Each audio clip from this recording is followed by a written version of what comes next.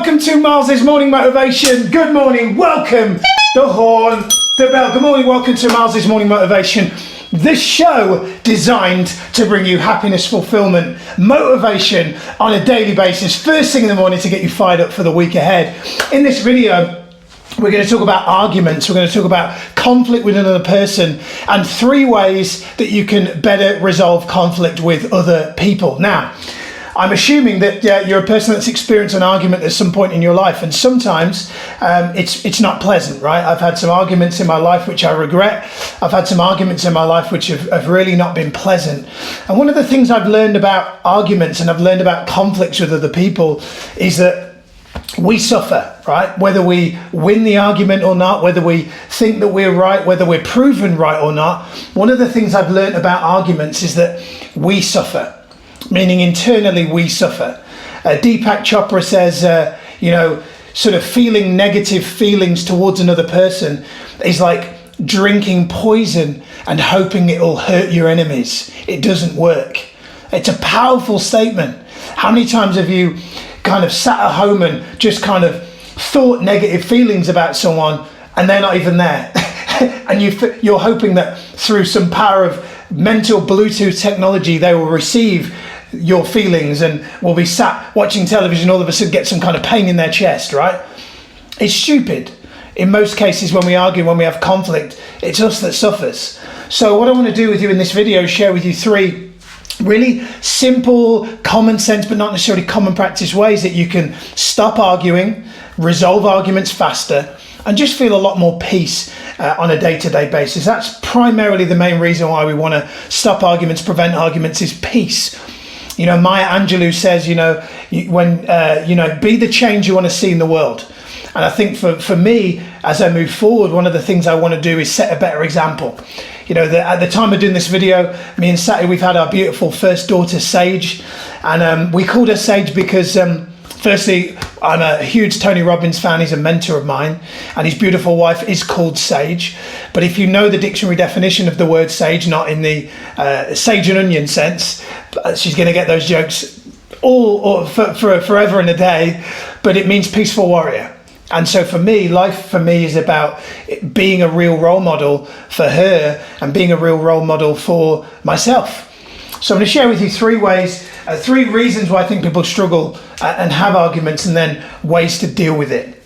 So the first challenge that I think people face when it comes to having arguments is they're guided by ego. Now, they're guided by ego. Now, if you break down the word ego, Wayne Dyer says it means edged God out. Now, whether you're a religious person or not, I like that, because what that ultimately means is instead of listening to a spiritual power that comes from a place of love, you're thinking about yourself. You're thinking about what's in it for me. And often when we have arguments, I've found we're not looking at it from the other person's point of view. So when we're guided by ego, we're thinking about what we can get out of it rather than what we can put in. So the solution to that, to being guided by ego, is to be guided by your heart and what I call love better. What this means is you need to give more love, especially to people that you've had conflict with. Now, that doesn't mean that, you go, Miles, but are you saying that I should, my ex-boyfriend that was domestically abusive to me, that I should pick up the phone and love him? No, that's not what I'm saying. But what I'm saying is send love. Because I've found from experience that the people that have the most conflict and anger in their hearts are the ones that need it most. I truly believe from experience that the only reason that people have conflict, that have pain, that have anger inside themselves is because they've had some form of traumatic experience in the past that they've not fully processed and healed from. And so what they do is they lash out and they take it out on everybody else. So it's our job, as I said just a minute ago, to be the change we want to see in the world and to love better. Yeah, so that's the way to deal with that, is to give more love. Like I said, that doesn't mean you've got to be around that person. If that person is just constantly wanting to create arguments, then maybe, let's say you're in a relationship and you go, Miles, but they just want to keep creating arguments. I go, well, I'm a big believer that life's too short for drama, right? But if it's someone that you value and you care about and their intention is good and you want to resolve it, love better. That's definitely one way to help with that. Next, perception or a lack thereof. What that means is, how many times in your life have you thought something negative of someone, but you've realized you've not put yourself in their shoes? Stephen Covey, the author of a great book called 7 Habits of Highly Effective People, if you haven't read it, you must, shares the story about being on a train on a table, and there's 2 kids and a dad, and the kids are being unruly. And after a period of being patient, Stephen says to the dad, "Could you settle your kids down, because I'm trying to work?" And the dad, mortified, says to him in a really solemn voice, "Oh, I'm really sorry. It's my fault. I just told them to just play today. It's been a tough week. We just come back from their mother's funeral, and I just told them just be yourself today." And Stephen obviously feels mortified because he's totally misjudged this situation. Have you ever had that? Have you ever had that experience where you thought something was one way, but actually it's something completely different? I know I have. So the way to deal with that, the way to focus better in terms of the way to kind of deal with that perception, is to wear the other person's shoes. So what I do is, if ever I experience a person who I feel is, when you may be served by someone and they're a bit rude, or you're just in a place and somebody's not very friendly, what I do is I ask myself the question, what must have happened in their day that has caused them to be in an unresourceful state? And then I ask myself, and what would I need to do so that I could help them to be in a better state? Powerful questions. The first one helps me to think about putting myself in their shoes. And then the second question helps me to put myself back in my most resourceful, powerful state, so that I can serve them to potentially make them feel better. Yeah, so maybe asking them how their day is, and it's not very good. Okay, cool. Like, what time do you finish? 6. Oh, not only a few hours left.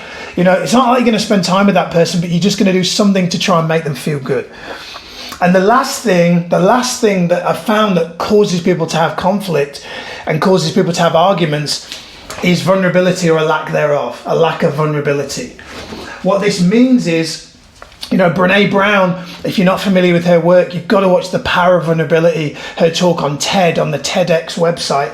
She's also got a great Netflix documentary called A Call to Courage. Amazing. Brené Brown says that, the biggest problem that we have in the world is a lack of vulnerability, meaning we put these shields up, we put these guards up. Just yesterday, I watched Philip Schofield, television personality, and his revealing that he was gay.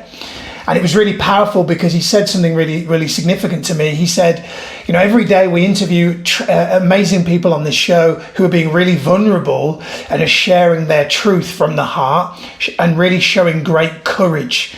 And he said, and I'm sat here and I felt, frankly, like I was doing the opposite of that. Like, I'm listening to them, but I'm not showing my courage by revealing who I truly am.